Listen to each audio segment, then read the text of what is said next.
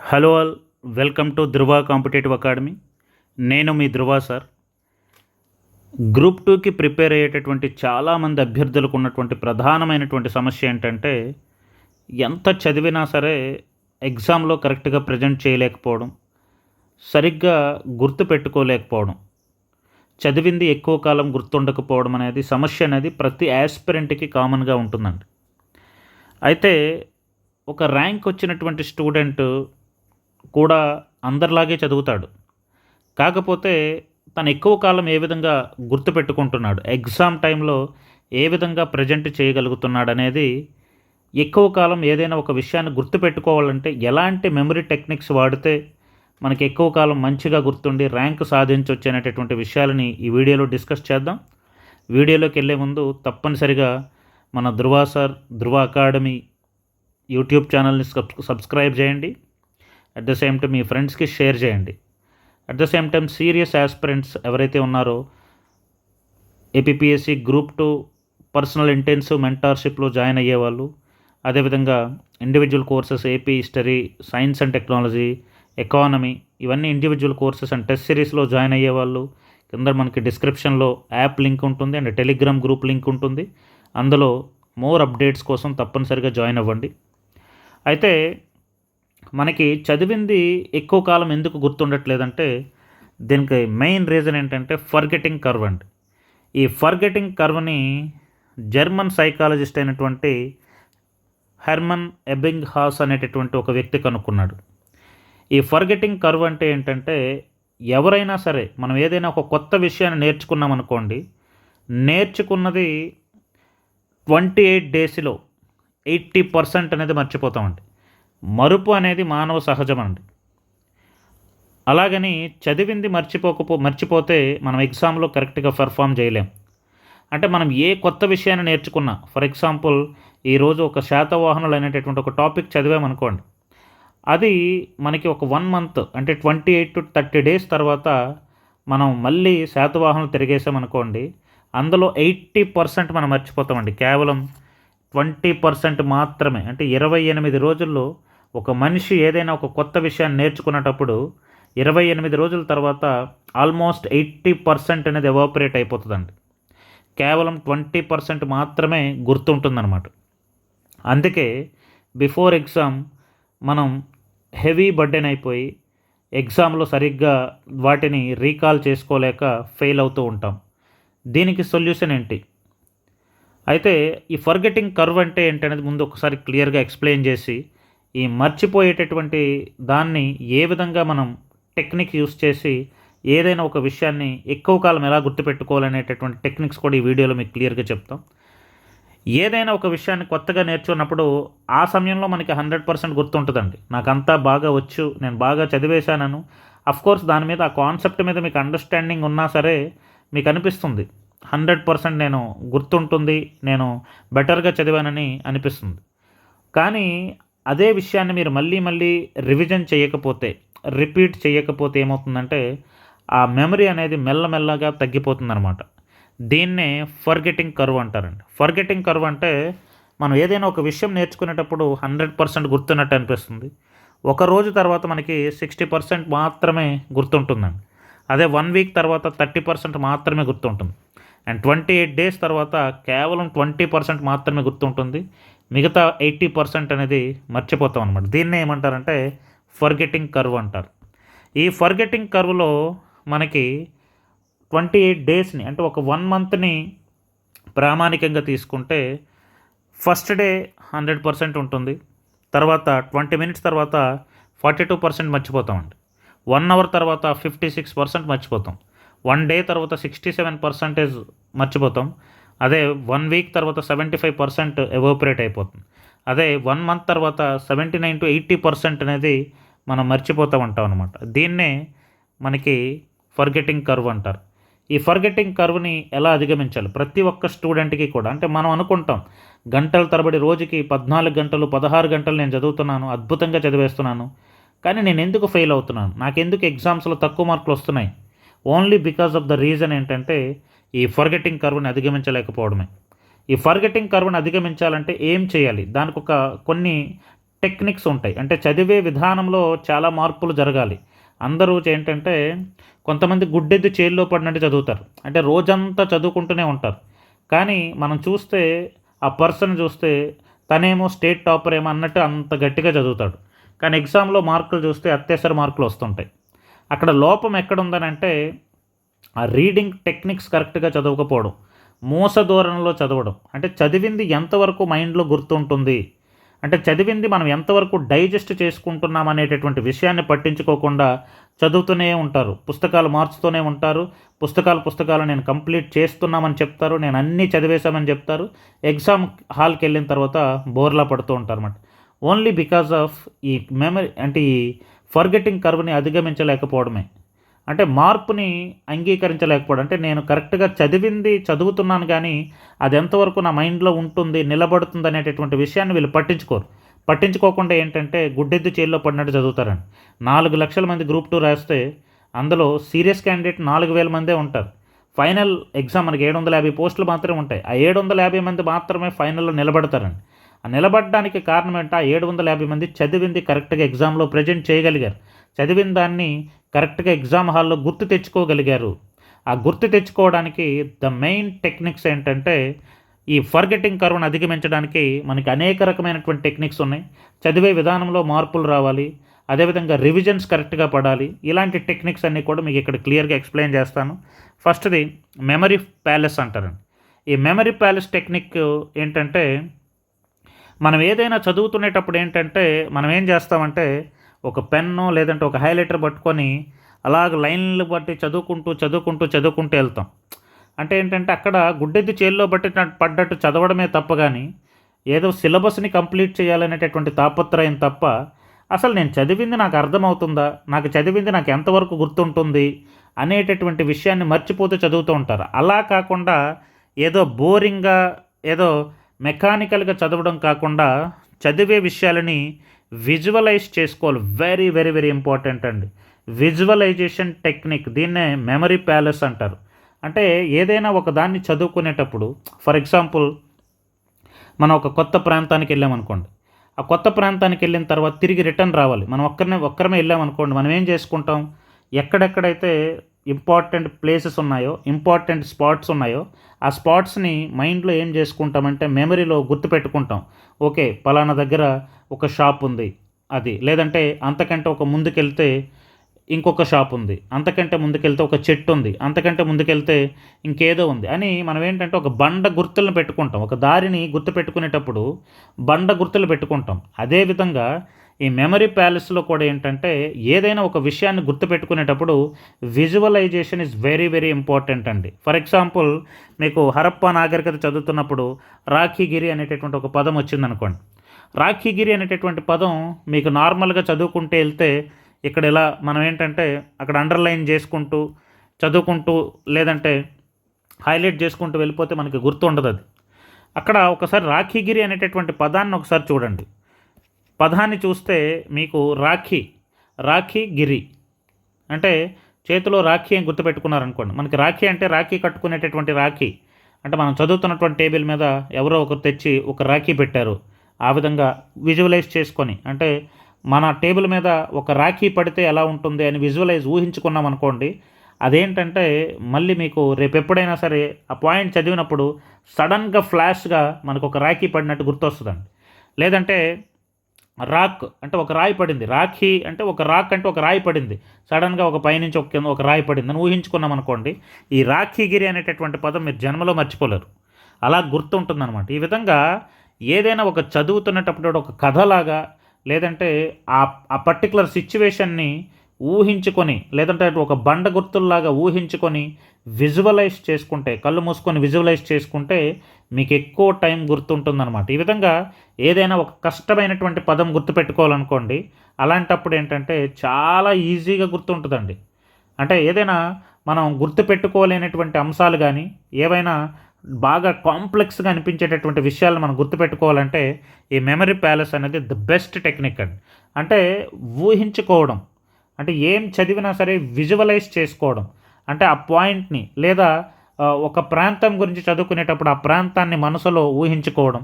లేదా ఆ ప్రాంతం గురించి మనసులో ఒక చిత్రాన్ని రూపొందించుకోవడం, లేదంటే ఒక కథని రూపొందించుకోవడం, లేదంటే దానికి సంబంధించి ఒక బండ గుర్తుని రూపొందించుకోవడం. ఇలాగా మనం ఈ మెమరీ ప్యాలెస్ టెక్నిక్‌లో ఏం చేస్తామంటే విజువలైజ్ చేస్తాం. ఏదైనా ఒక ప్రాంతాన్ని లేదా మనం చదువుకునేటటువంటి విషయాన్ని విజువలైజ్ చేసుకొని చదువుకునేటప్పుడు ఏంటంటే ఎక్కువ కాలం గుర్తుంటుంది.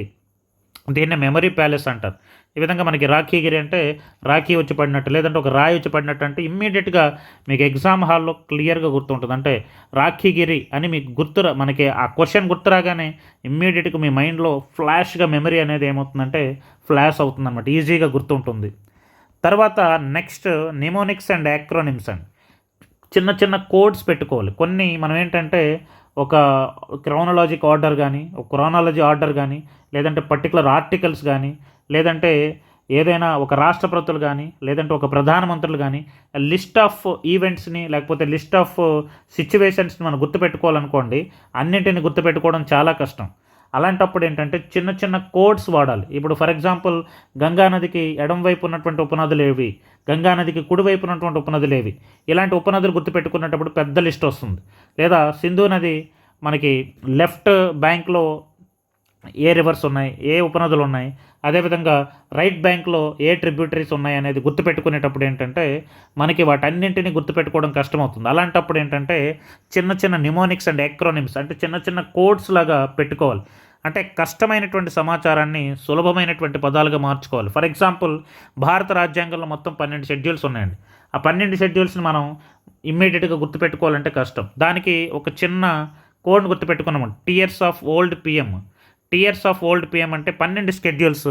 టీ అంటే మనకి టెరిటరీస్, అదేవిధంగా ఈ అంటే ఎమోల్మెంట్స్ అంటే శాలరీస్, ఏ అంటే ఎఫర్మేషన్స్ అంటే ప్రమాణాలు థర్డ్, ఆర్ అంటే రాజ్యసభ 4వ షెడ్యూల్, ఎస్ అంటే షెడ్యూల్ ఏరియాస్ 5వ షెడ్యూల్, ఓ అంటే అదర్ షెడ్యూల్ ఏరియాస్ 6వ షెడ్యూల్, ఎఫ్ అంటే ఫెడరల్ స్ట్రక్చర్ సమాఖ్య 7, అదేవిధంగా ఓ అంటే అఫీషియల్ లాంగ్వేజెస్ షెడ్యూల్ 8, అదేవిధంగా ఎల్ అంటే ల్యాండ్ రిఫార్మ్స్, డి అంటే యాంటీ డిఫెక్షన్ లా 40 ఫిరాయింపుల చట్టం, పి అంటే పంచాయత్స్ 11, ఎం అంటే మున్సిపాలిటీస్ 12. ఈ విధంగా మనకేంటంటే ఈ న్యూమానిక్స్ అండ్ యాక్రోనిమ్స్ పెట్టుకున్నాం అనుకోండి, కోడ్స్ పెట్టుకున్నాం అనుకోండి, ఈ కోడ్స్ ద్వారా ఏంటంటే జస్ట్ ఆ కోడ్ గుర్తుంటే చాలు, టియర్స్ ఆఫ్ ఓల్డ్ పిఎం అనేటటువంటి గుర్తుంటే చాలు, మొత్తం 12 షెడ్యూల్స్ ఇమ్మీడియట్గా మీ మైండ్లో ఫ్లాష్ అవుతాయి అన్నమాట. అలాగని ప్రతిదానికి కోడ్ మీద ఆధారపడొద్దు.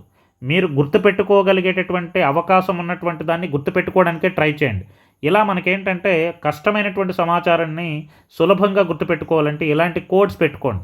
వాళ్ళేదో క్రోనాలజీ ఆర్డర్‌లో అమర్చాలి, లేదంటే ఒక పైనుంచి కిందకి, కింద నుంచి పైకి అమర్చాలి, లేదంటే రైట్ బ్యాంక్‌లో ఏమున్నాయి, లెఫ్ట్ బ్యాంక్‌లో ఏమున్నాయి, ఉపనదులు ఏమున్నాయి గుర్తుపెట్టుకోవాలి, లేదంటే పైనుంచి ఉత్తరం నుంచి దక్షిణకి, దక్షిణం నుంచి ఉత్తరానికి గుర్తుపెట్టుకోవాలి. ఈ విధంగా అసెండింగ్ ఆర్డర్ లేకపోతే డిసెండింగ్ ఆర్డర్ గుర్తుపెట్టుకోవాలి. ఇలాంటివి మనం ఏంటంటే గుర్తుపెట్టుకోవడానికి కొంచెం కష్టమైనటువంటి పదజాలాలని ఏం చేస్తామంటే ఈ విధంగా మనం ఏంటంటే ఒక కోడ్స్ రూపంలో పెట్టుకొని, అంటే ఆ కోడ్స్ అనేవి మీకు ఓన్‌గా అంటే మనకి ఒక పర్టిక్యులర్ కోడ్‌ని ఏర్పాటు చేసుకోవాలని లేదండి. ఎవరికి నచ్చినటువంటి కోడ్స్‌ని వారు వాడుకోవచ్చు. For example sustainable development goals 17 ఉన్నాయి. 17 గోల్స్‌ని గుర్తుపెట్టుకోవడం కష్టం కాబట్టి దానికి ఒక కోడ్‌ని ఏర్పాటు చేసుకోవచ్చు.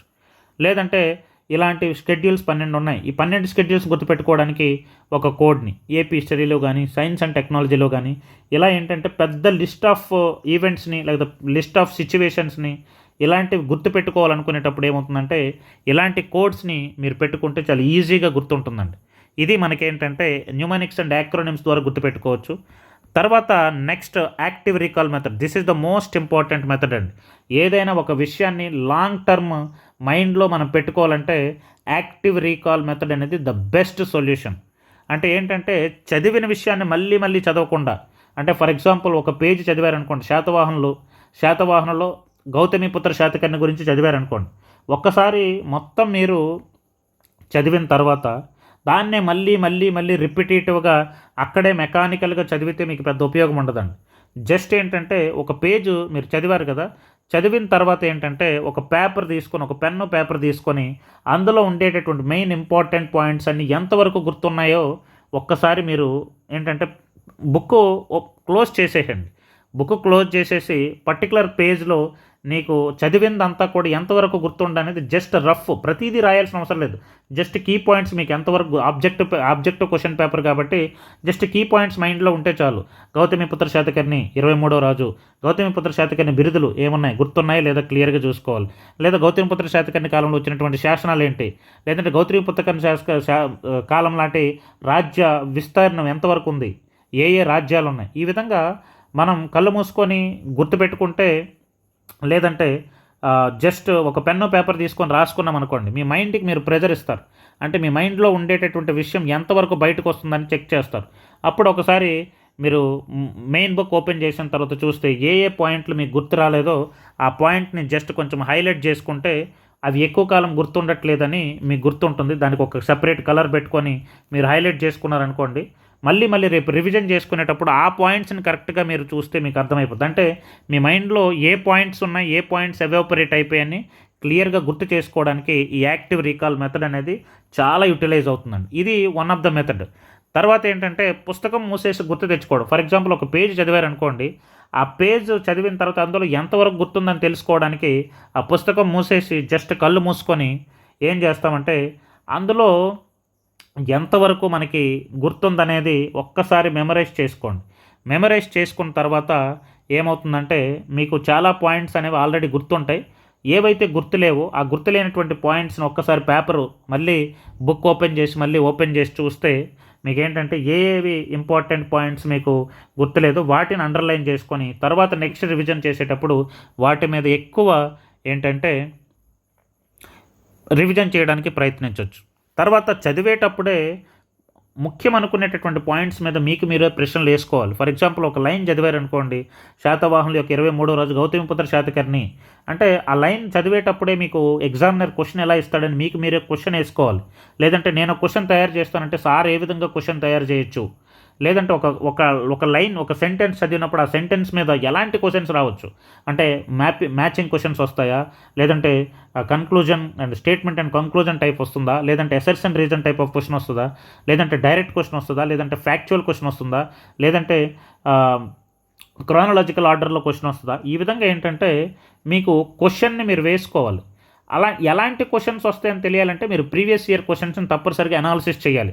ఆ టాపిక్ చదివేటప్పుడు ప్రీవియస్ ఇయర్ క్వశ్చన్స్ని ఒక్కసారి దగ్గర పెట్టుకొని ఆ టాపిక్ మీద ఎలాంటి క్వశ్చన్స్ వస్తున్నాయి అనేది మీకు అర్థమైతే అప్పుడు ఆటోమేటిక్గా ఏంటంటే ఎలాంటి క్వశ్చన్స్ వేసుకోవచ్చు అనేది మీకు అర్థమవుతుందండి. కాబట్టి చదువుతున్నప్పుడు ఏంటంటే దీన్నే ఇన్ బిట్వీన్ ద లైన్స్ అంటారండి. ఇన్ బిట్వీన్ ద లైన్స్ అంటే అర్థం ఏంటంటే ప్రతి లైన్ని మనకేంటంటే చదవడం అంటే ఏదో మెకానికల్గా చాలామంది ఏంటంటే ఇలా లైన్లు గీసుకుంటూ వెళ్తుంటారు, లేదంటే ఇలా రౌండ్లు చేసుకుంటూ వెళ్తుంటారు, లేదంటే హైలైట్ చేసుకుంటూ వెళ్తుంటారు. దానివల్ల మీకు పెద్ద ఉపయోగం లేదండి. హైలైట్లు చేయడం, కలర్లు రాయడం, పుస్తకాన్ని పెళ్లి కూతుర్లా తయారు చేయడం వల్ల మీకు ఎటువంటి ఉపయోగం లేదు.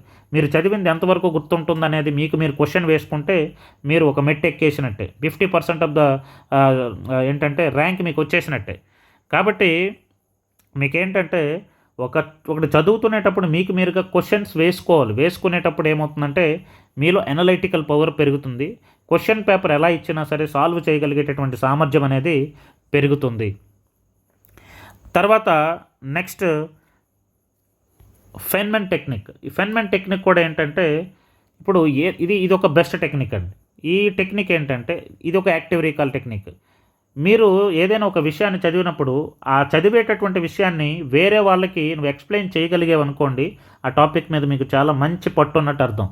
ఇప్పుడు ఆ విషయాన్ని మీరు వేరే వాళ్ళకి చెప్పలేకపోతున్నారంటే అర్థం ఏంటంటే మీరు దాన్ని కరెక్ట్గా మీరు పట్టుకోలేదు, దాని మీద మీకు సరైనటువంటి అవగాహన ఇంకా పూర్తిగా రాలేదని అర్థం. లేదనుకుంటే ఇప్పుడు మీరు ఒక విషయాన్ని చదివినప్పుడు మీ ఫ్రెండ్కో లేకపోతే ఎవరికో ఇంట్లో వాళ్ళకో ఆ విషయాన్ని అప్పచెప్పండి, లేదంటే ఆ విషయాన్ని వాళ్ళకి పాఠం రూపంలో ఎక్స్ప్లెయిన్ చేయండి. వెరీ వెరీ ఇంపార్టెంట్ అండి. మీరు చదువుకునేటటువంటి విషయాన్ని వేరే ఒకరికి ఎక్స్ప్లెయిన్ చేయడం ద్వారా మీ మైండ్లో చాలా కాలం గుర్తుండిపోతుందండి. లేదనుకుంటే మీరుగానే చెప్పుకోండి, మీరుగానే ఆ పాఠం చెప్పుకోండి, వేరే ఒకరితో చెప్తున్నట్టు మీరుగానే చెప్పుకోండి. ఓకే, ఏంటి ఏదో న్యూక్లియర్ టెక్నాలజీలో ఏదో ఒకటి చదివాం, లేదంటే ఇండియాస్ న్యూక్లియర్ పాలసీ ఉంది, నో ఫస్ట్ యూజ్ పాలసీ. నాకే చెప్పుకోవాలి నో ఫస్ట్ యూజ్ పాలసీ అంటే ఇది, మేము ముందు అణుబాంబుని ప్రయోగించము, కానీ ఎదుటి వాళ్ళు మనం ప్రయోగిస్తే తిరిగి రియాక్షన్ మాత్రం చాలా గట్టిగా ఉంటుంది. ఇలాగ మీరుగా చెప్పుకోవడం, లేదనుకుంటే ఎదుటి వాళ్ళకి ఎక్స్ప్లెయిన్ చేయడం. ఎదుటి వాళ్ళకి ఎక్స్ప్లెయిన్ చేయడం వల్ల ఏంటంటే మీకు ఏమవుతుందంటే ఇంకా కాన్ఫిడెన్స్ పెరుగుతుంది, నీకు ఎక్కువ కాలం గుర్తుంటుంది అండ్ మీకు కాన్ఫిడెన్స్ కూడా పెరుగుతుందన్నమాట. This is one of the best technique అండి. Feynman technique very important. ఇది బ్లట్టింగ్ మెథడ్ అంటే ఇంతకుముందు చెప్పుకున్నాం కదా, చదువుకున్న దాన్ని ఒక్కసారి పెన్ను పేపర్ దగ్గర ఖాళీ పేపర్ తీసుకొని గుర్తున్నటువంటి పాయింట్స్ అన్నీ రాసి ఏవైతే గుర్తులేవో ఆ పాయింట్స్ని వేరే కలర్తో హైలైట్ చేసుకొని రేపు మళ్ళీ మళ్ళీ రివిజన్ చేసుకుంటే మీకు ఎక్కువ కాలం గుర్తుంటుంది. అది బ్లట్టింగ్ మెథడ్ అంటారండి. తర్వాత the last and very very very important technique ఏంటంటే స్పేస్డ్ రిపిటేషన్ అండి. స్పేస్డ్ రిపిటేషన్ అంటే ఇంతకుముందు చెప్పుకున్నాం కదా, ఫర్గెటింగ్ కర్వ్లో మనం ఈరోజు చదువుకున్నది 28 days తర్వాత 80% మనం మర్చిపోతామండి. ఆ 80% మర్చిపోకుండా ఉండాలి అంటే మనకి ద మోస్ట్ ఇంపార్టెంట్ టెక్నిక్ ఏంటంటే స్పేస్డ్ రిపిటేషన్ అండి. స్పేస్డ్ రిపిటేషన్ అంటే మీరు ఒక విషయాన్ని చదివిన తర్వాత 28 రోజుల్లో మర్చిపోతారు కాబట్టి ఆ మధ్యలో కొన్ని డేస్లో మీరు ఏం చేయాలంటే దాన్ని రివిజన్ చేయాలి, రిపీట్ చేయాలి. దట్ ఈజ్ స్పేస్డ్ రిపిటేషన్ అంటారు. అంటే ఒక విషయాన్ని మీరు చదివిన తర్వాత నిర్ణీత సమయ వ్యవధిలో దాన్ని మళ్ళీ రివిజన్ చేయాలి. ఫర్ ఎగ్జాంపుల్ మీరు జనవరి 1వ తేదీన ఏదైనా ఒక కొత్త విషయాన్ని మీరు నేర్చుకున్నారనుకోండి, చదువుకున్నారనుకోండి, చదివిన తర్వాత 6 రోజుల తర్వాత అంటే 1 week 6 నుంచి 7 రోజుల తర్వాత జనవరి 6, 7 తేదీల్లో మళ్ళీ మరొకసారి రివిజన్ పడిపోవాలండి. అంటే ఫర్ ఎగ్జాంపుల్ జనవరి 1వ తేదీన మీరు శాతవాహనం చదివారనుకోండి, మళ్ళీ జనవరి 7వ తేదీన ఏమవుతుందంటే అప్పటికే 50% మర్చిపోతారు కాబట్టి ఆ 50% మర్చిపోయిన దాన్ని మళ్ళీ గుర్తుండాలంటే మరొకసారి మొత్తం రివిజన్ చేయాలి.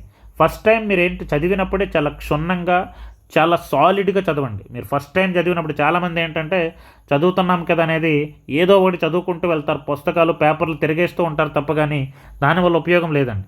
మీరు చదివినప్పుడు ఏంటంటే కాన్సెప్ట్ని బాగా అర్థం చేసుకొని చదవడానికి ప్రయత్నించండి. ఒక 1 week తర్వాత ఆ విషయాన్ని మళ్ళీ చదవడానికి రివిజన్ చేయడానికి ప్రయత్నించండి. అప్పుడు ఫస్ట్ డే చదివినప్పుడు మీరు సాలిడ్గా చదివారనుకోండి, నెక్స్ట్ రివిజన్కి ఫర్ ఎగ్జాంపుల్ శాతవాహనంలో మీరు ఒక 4 గంటల్లో పూర్తి చేశారనుకోండి ఫస్ట్ టైం చదివినప్పుడు, తర్వాత సెకండ్ టైం చదివినప్పుడు 4 గంటలు అవసరం లేదు, ఎందుకంటే 50% ఆల్రెడీ మీ మైండ్లో ఉంటుంది కాబట్టి 2 గంటల్లో మీకు ఆ రివిజన్ అయిపోతుందండి. తర్వాత 1 week అయిపోయిన తర్వాత నెక్స్ట్ 15 రోజులు పోయిన తర్వాత మళ్ళీ రివిజన్ చేయాలండి. అంటే 6వ తేదీన 7వ తేదీన చేశారంటే ఆ తర్వాత 15వ తేదీ అంటే 21వ తేదీని మళ్ళీ రివిజన్ చేసుకోవాలి. ఆ తర్వాత నెక్స్ట్ 30 రోజుల తర్వాత అంటే 21వ తేదీ తర్వాత అంటే 21 తర్వాత 30 అంటే నెక్స్ట్ మంత్ 21వ తేదీని మరొకసారి రివిజన్ చేసుకోవాలి. ఈ విధంగా ఏదైనా ఒక టాపిక్ చదువుకునేటప్పుడు కనీసం 3 to 4 రివిజన్స్ అనేవి మస్ట్గా పడాలండి.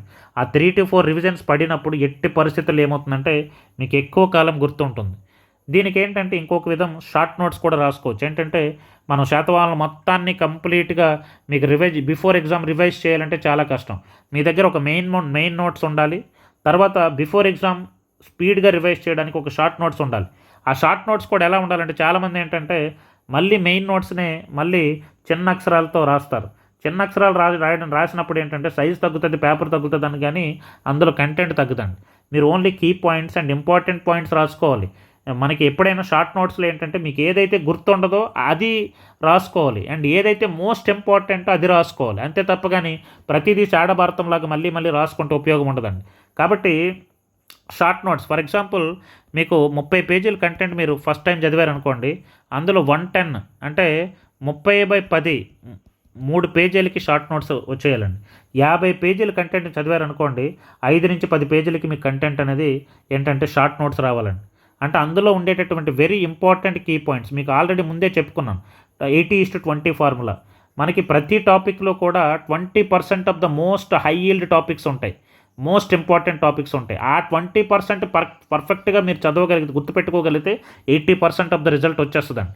కాబట్టి ఆ 20% ఆఫ్ ద హై ఈల్డ్ టాపిక్స్ని మెయిన్గా పెట్టుకొని వాటి నుంచి మనం షార్ట్ నోట్స్ రాసుకొని రిపీటెడ్గా మనం ఏంటంటే రివిజన్ చేస్తుంటే మనకి ఎక్కువ కాలం గుర్తుంటుంది అండ్ క్వశ్చన్ కూడా ఏంటంటే మీకు ఎగ్జాక్ట్గా పెట్టగలుగుతారు. అంటే ఇంకేంటంటే అటు ఇటు డౌట్ ఉండదు అనమాట. 2 ఆప్షన్స్ కరెక్ట్గా తెలిసి ఇంకో 2 ఆప్షన్స్లో అటు ఇటు మైనస్ అయి ఇబ్బంది పడిపోయి కన్ఫ్యూజ్ అయ్యేటటువంటి అవకాశం అనేది ఉండదు. కాబట్టి ఇలాంటి టెక్నిక్స్ మనకేంటంటే చదువుకునేటప్పుడు నార్మల్ రీడింగ్ సరిపోదు. 4 లక్షల మందిలో 3,96,000 మంది కూడా అలాగే చదువుతారండి. మోస దూరంలో గుడ్డెద్దు చేల్లో పడ్డట్టు చదువుతారు. ఓన్లీ మెయిన్ కోర్ కాంపిటీషన్ అంతా కూడా ఒక 4-5 వేల మందిలో ఉంటారు, వాళ్ళందరూ ఈ విధంగా చదువుతారు. అందులో వెరీ హార్డ్గా ప్రతిదాన్ని క్లియర్గా ఏంటంటే హై లెవెల్లో చదివే వాళ్ళు ఆ 750 మంది ఉంటారు, వాళ్ళకి మాత్రమే పోస్టులు వస్తాయండి.